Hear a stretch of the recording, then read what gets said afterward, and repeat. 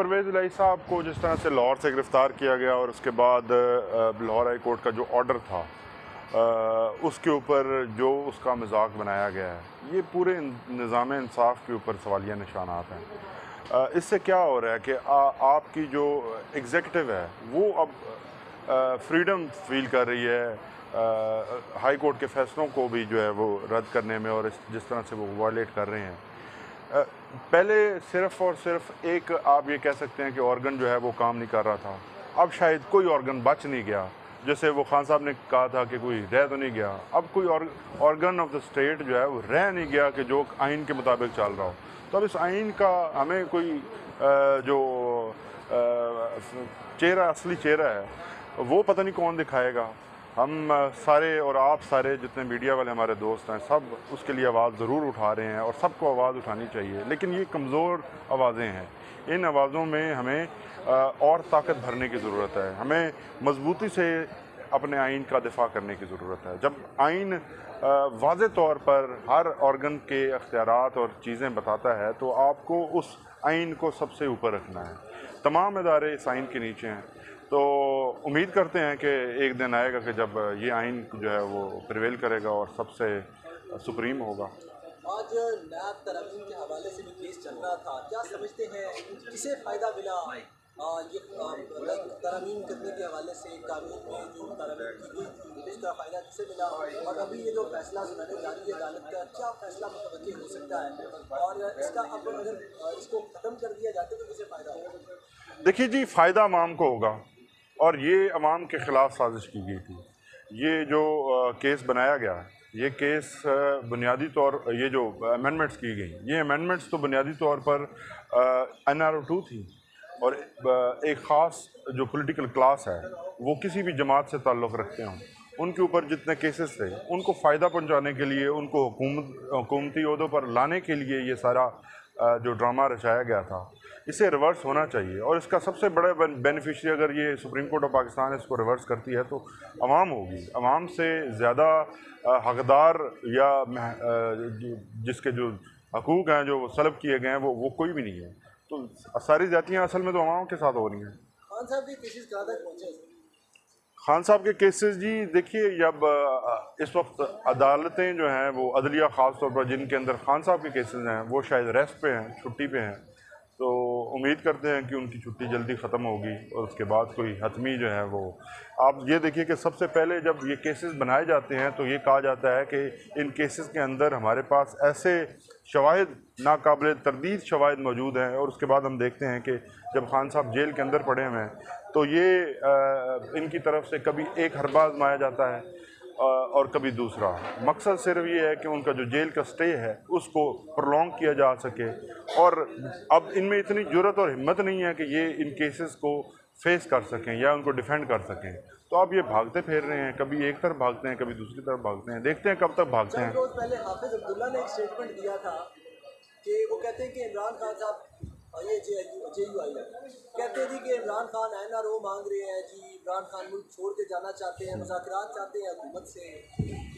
देखिए जी, वो NRO जो इनको आदतें पड़ी हुई हैं, जो ये ख़ुद मांगते हैं, इनको यही लगता है कि पहले ये कहते थे कि खान साहब जेल में एक दिन नहीं गुजार सकेंगे, जिस दिन उनको अरेस्ट किया जाएगा ये सब सरेंडर कर देंगे। अब जब इन्हें ये ख़बरें आ रही हैं कि खान साहब मजबूती से अपने पाँव के ऊपर खड़े होकर इस सारी जेल की सोबतों को वो जो है वो बर्दाश्त कर रहे हैं और खंदा पर पेशानी से बर्दाश्त कर रहे हैं और मजबूत हैं, तो फिर अब इनकी तरफ से ऐसी बातें आती हैं। कभी आपने किसी हमारी जो भी लॉयर टीम खान साहब से मिलती है उनकी तरफ से ऐसी बात सुनी है? उन्होंने सिर्फ एक बात की कि इलेक्शन के मामले के ऊपर तमाम सियासी जमातों से बात करने के लिए तैयार है। अब इलेक्शन के अंदर एक फेयर इलेक्शन मांगना और इन पॉलिटिकल फोर्सेस को मानना, तो ये तो कोई गलत बात नहीं है या इनके साथ, और ये बात तो खान साहब हमेशा से करते आए हैं कि हमारे लिए, हम सियासी जमात हैं और हम तमाम जमातों से बात करने के लिए हमेशा खुले हैं। तो ये एक इनका ऐसा बयानिया है कि जिसमें कोई सच्चाई नहीं है। मैं ये समझता हूँ कि खान साहब ने अपने किरदार से ये साबित किया है कि वो साबित कदम है, और खान साहब ख़ास तौर पर आज के बाद जो है वो ये कोई नहीं कह सकता कि उन्होंने किसी जगह पे भी NRO मांगा। मैं आपको क्लियरली बताऊं कि खान साहब के साथ जो मेरी प्रीवियस मुलाकात हुई है जेल के अंदर, उन्होंने कहा कि मैं यहाँ पर बिल्कुल ठीक हूँ और मैं अपने असूल पे नहीं झुकूँगा। मैं आइन और अपनी आवाम की जो हकीकी आज़ादी है उसके लिए ये मैंने स्ट्रगल की है। मैं ज़ाती मिसाल बनकर सबको ये जो है वो मिसाल बनकर दिखा रहा हूँ कि ये कुछ ही किया जा सकता है। मैक्सिमम आप किसी की आवाज़ को दबा सकते हैं लेकिन आप उसके ख्यालात को तब्दील नहीं कर सकते। आवाम जानना चाहती है कि इमरान खान मजीद कितना अर्सा जेल में रहेंगे। हमारी तो कोशिश है जी कि जल्द से जल्द उनको बाहर लाया जाए और हम होपफुल हैं। अब जब निज़ाम इंसाफ छुट्टियों पे चला जाता है तो फिर इसमें तो कोई कुछ नहीं कर सकता। देखिए, नैब का जो कानून है उसके ऊपर हमेशा लोगों के एतराज़ात रहे हैं, बार के भी रहे हैं और पॉलिटिशियंस के भी रहे हैं। लेकिन इस दफ़ा जिस तरीके से नैब में तरामीम अमल में लाई गई वो पाकिस्तान की तारीख़ की सबसे मुतनाज़ा तरीन तरामीम थी कि वही लोग जो नैब के केसेस में मुल्ज़म थे वो बैठ के ये तय कर रहे थे कि किस तरह की तरामीम की जाएँ और किस किस मुल्ज़म को कैसे फ़ायदा पहुँच सकता है। तो अगर नैब की तरामीम का जायज़ा लिया जाए, जैसे कि अदालत ने भी उसकी स्क्रूटनी की है, तो उससे ये बात बिल्कुल वाज़ेह हो रही है कि वो लोग जो इस कानून के तहत कानून के शिकंजे में थे और जिनके ख़िलाफ़ करप्शन के केसेस थे, उन्होंने ख़ुद बैठ के इस कानून को इस तरह बदल दिया कि ख़ुद जो जिसके ऊपर फ़र्द जुर्म लग रही थी वो वज़ीर-ए-आज़म पाकिस्तान बन गया और एक जिसके ऊपर फ़र्द जुर्म लग रही थी वो वज़ीर-ए-आला पंजाब बन गया और इसी तरह के बहुत सारे और दीगर वो कैबिनेट के अंदर आ गए, बाकी ऑफिसर्स के अंदर आ गए, वो हल्म ऑफ अफेयर्स पे पहुँच गए इस कानून में तरमीम करके। तो अब सुप्रीम कोर्ट ने इस कानून को बहुत अच्छी तरह इसकी छान पटक की है और इसमें कोई हुकूमत जो है इस बात को सुप्रीम कोर्ट को मुतमईन नहीं कर सकी कि ये जिस उजलत के साथ और जिस गैर कानूनी तरीके से, गैर आइनी तरीके से इस कानून को बदलने की कोशिश की गई है और इसमें ऐसी ऐसी तरामीम डाली गई हैं जिससे इसका इतलाक़ माजी में करके मुल्ज़मान को जो है फ़ायदा देने की कोशिश की है। तो मेरा ख़्याल है कि ये कानून जो है इसको आइन के टच स्टोन के ऊपर अगर आप परखेंगे तो इसके बरकरार रहने के इम्कानात बहुत कम नज़र आते हैं। क्योंकि फैसला महफूज किया गया है, क्या फैसला मुतवक्किल है, क्या हो सकता है? देखिए, इसमें से कुछ शायद तरामीम अच्छी भी हों जिनको अदालत बरकरार रख सकती है और वो तरामीम जो ख़िलाफ़ आइन हैं या जिनके तहत जिनको बदनीयती से शामिल किया गया है सिर्फ नैब के कानून से बचने के लिए और नैब के शिकंजे से बचने के लिए, तो उनको अदालत कारदम करार दे सकती है। अच्छा, थोड़ी सी इस पर तफसील बता दीजिएगा, ये जो तरमीम की गई थी वो क्या थी? देखिए, इस तरामीम में एक तो इसका माजी से इतलाक़ किया गया, कानून बाद में बना, जब जुर्म था उस वक्त क्या पोजीशन थी वो उसको तब्दील कर दिया गया।